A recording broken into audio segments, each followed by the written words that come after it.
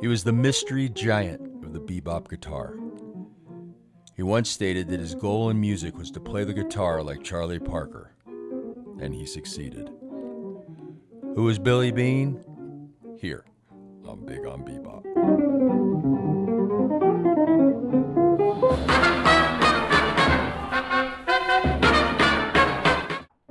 He was born William Frederick Bean on December 26, 1933 in Philadelphia, Pennsylvania.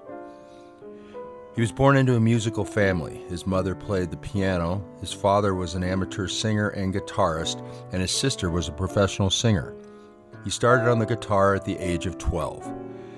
His father taught him some of the basics on guitar before he received lessons from Howard Herbert. He then studied for about a year with Dennis Sandoll. During the late 1940s and 1950s, he performed at venues in the Philadelphia area.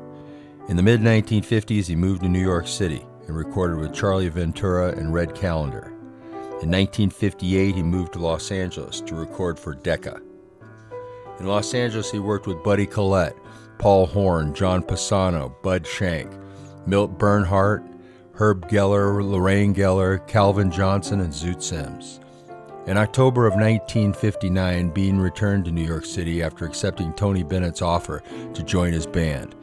He remained with Bennett's band for less than 1 year. Hal Gaylor, who had been Bennett's bassist, assembled a trio with Bean and pianist Walter Norris. They called themselves The Trio and recorded an album for Riverside in 1961.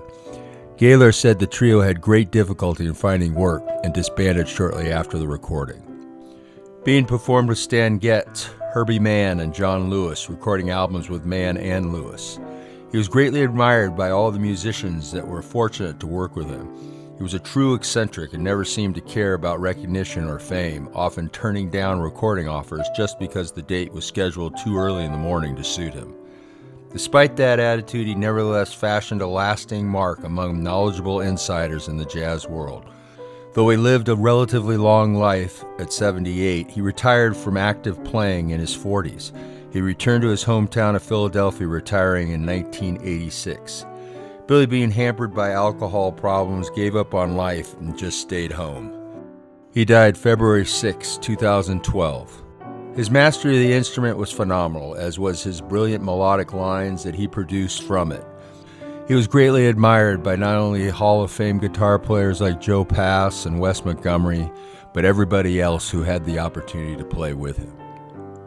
Billy Bean, a magnificent bebop guitar player.